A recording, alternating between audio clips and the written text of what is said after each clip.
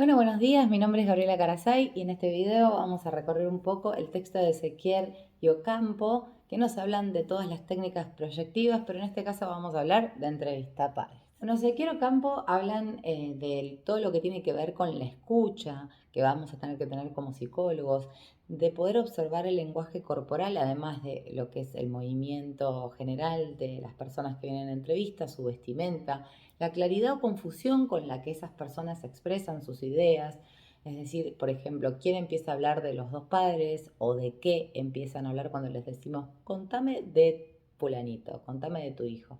¿Qué aspectos generan más ansiedad en ellos? Se puede empezar a ver de lo que discurre dentro de ese discurso entre ellos dos, si hay coherencias o si hay discrepancias, por ejemplo, con respecto a la entrevista o la pre-entrevista inicial que se hizo antes de entrar en este el momento específico de la entrevista de ellos y el motivo real de consulta. ¿Y por qué digo motivo real? Porque por lo general los padres llegan a consulta porque por ahí se los indica el colegio, a veces por una propia inquietud de los padres, porque ven cuestiones que quizás no están del todo bien en su hijo, entonces están con esa ansiedad o porque tienen que elevar algún tipo de diagnóstico, tienen que llevar algún tipo de información a una escuela o porque ellos mismos se preguntan acerca del comportamiento de su hijo. Entonces, como dijimos en otros videos, lo importante es que se desarrolle la entrevista con ambos padres, es decir, que la pareja parental esté presente. ¿Por qué? Porque cuando decimos que solamente está la madre, lo que estamos haciendo es destacarle un papel principal a este eje familiar y lo que hacemos es hacerla responsable de ese hijo, es decir, ellos dos, si vienen a la entrevista, aunque estén separados, necesariamente van a tener que hablar de su hijo y esto es hacerse un poco cargo de que no es un hijo solamente producto del deseo de la madre, sino que es dentro de lo que es el eje familiar un deseo de ambos. Entonces, lo que se va a realizar es en la entrevista una charla que se va a ir dando semidirigida en estas preguntas que nosotros vamos instalando, de hablarme de tu hijo y demás, y tenemos que centrarnos en el presente y después a partir del presente sí irnos hacia el pasado o tal vez hacia el futuro. La idea es siempre hablar desde el aquí y ahora.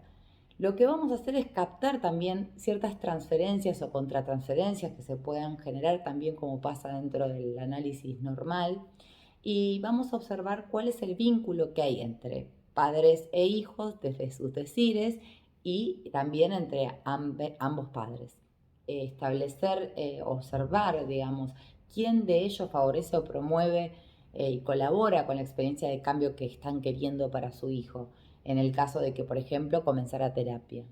Sabemos que cuando un niño tiene una sintomatología y es por la que están yendo a consulta los padres, el hijo introyecta una imagen de la figura paterna, la cual seguramente tendrá que ver con esa sintomatología actual. La presencia de ambos, como decíamos antes, evita en realidad el peligro de este chivo expiatorio, que sería encontrar un malo de la película. Es decir, negar que está el padre en las situaciones en las que la madre dice, no, pero él está muy ocupado, ¿para qué lo voy a llamar? Es excluirlo, es negar el complejo edípico, que es uno de los núcleos básicos de la comprensión de cada uno de los casos subjetivos que tengamos que trabajar.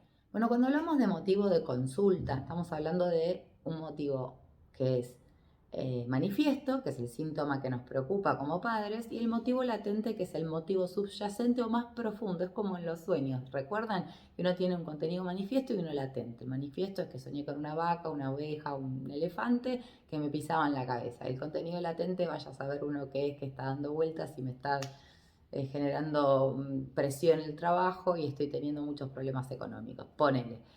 Entonces lo que estamos diciendo es que en estos motivos de consulta siempre va a haber un contenido que es el manifiesto, mi hijo golpea en la escuela, y un contenido latente que es que quizás esa pareja está teniendo problemas o está siendo disruptivo el sistema familiar en la comunicación.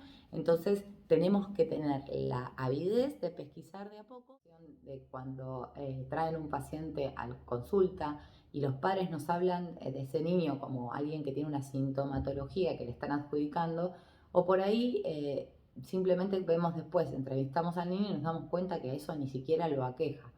Porque en este caso puede ser justamente esta personita el depositario de un conflicto de otro miembro familiar que quizás está haciendo cargo de esto. Supónganse que se muere el abuelo de la familia y era el que mantenía ese eje familiar. Y el niño empieza a hacerse piso o se hace caca de vuelta con 12 años. Bueno, hay que ver qué es lo que está pasando, que ese niño se hace cargo de esa situación problemática en la que está padeciendo, está viviendo la familia en ese momento, la situación familiar, y se hace cargo de esa situación.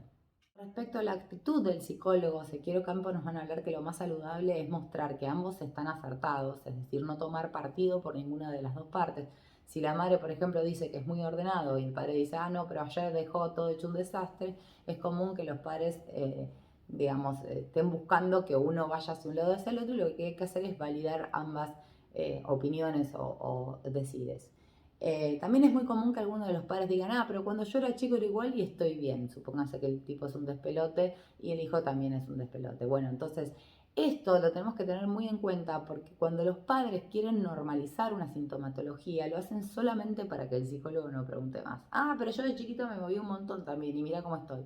O de chiquito también era tartamudo y mira, hoy estoy bárbaro. No, bueno, hay que tratar de ver qué pasa con eso, porque es una resistencia que nos están mostrando los padres.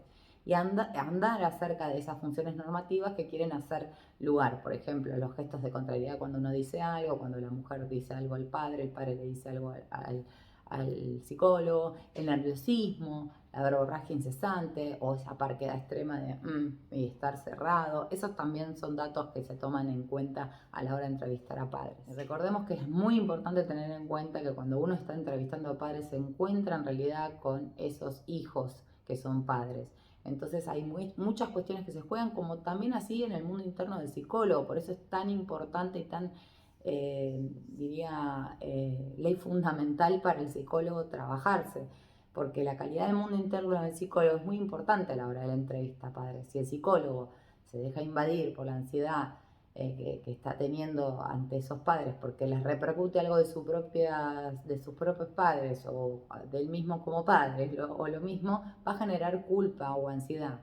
Y también existe la culpa y la ansiedad de los padres que hay que tratar de equilibrar, porque pensemos en que un par de padres vienen quizás cansados ya de las quejas del colegio. Entonces obviamente este psicólogo va a encontrar padres no perfectos, no totales, no omnipotentes, y eso es lo que tenemos que tratar de trabajar. Uno no puede dejar de pensar que los padres vienen con muchísima angustia al consultorio, y entonces esta pregunta que surge del qué habremos hecho mal, es muy difícil esa pregunta de sostener, y ese interrogante que se sostiene a lo largo de las entrevistas y en este proceso psicodiagnóstico, después cuando conozcamos no solo al niño de los padres, como dicen Ezequiel Ocampo, sino al niño del niño, vamos a poder cotejar y ver qué se puede sacar de todo esto para que haya menos malestar. El rol del psicólogo, como decía, es tan importante que tenemos que tenerlo tan en cuenta, esto de qué se juega y cómo estamos parados nosotros ante esos padres, porque si no aparece como una figura censora que castiga a esos hijos que, sorprendidos, se van tristes por esa falta que tienen. Y no es la idea. Acá nadie está para juzgar ni prejuzgar, cada uno hace como puede lo que puede, y el psicólogo será quien vaya guiando a estos padres para la resolución de algunos conflictos que se presenten y que quizás dejen ver a la luz esta sintomatología en la escuela del chico, en los vínculos sociales del chico, etc.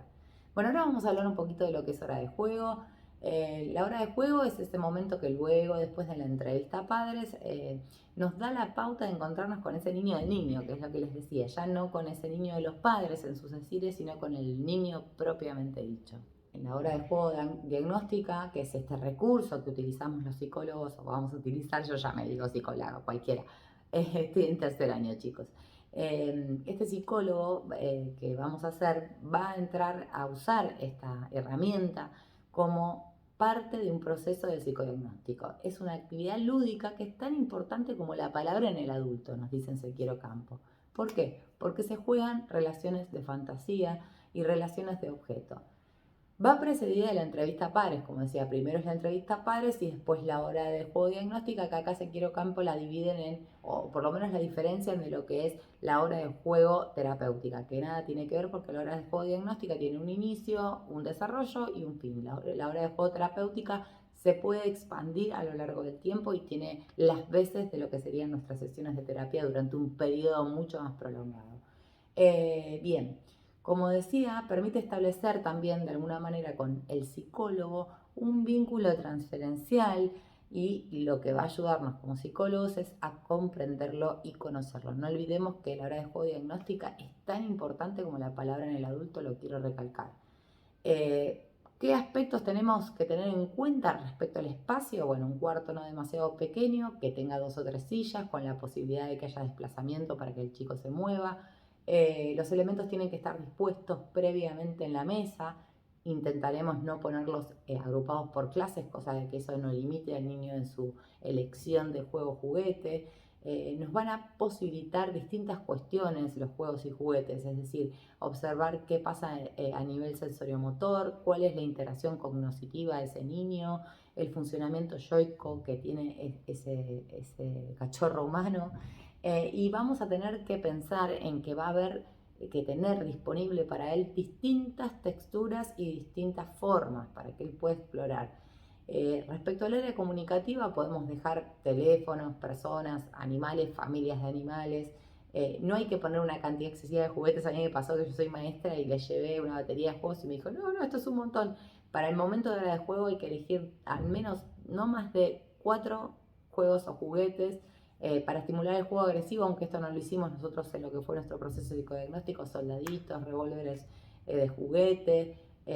Evitar todo aquello que sea peligroso para ese chico en esa edad, porque por ahí damos una pelota y el espacio no es tan grande, entonces puede llegar a lastimarse o romper cosas.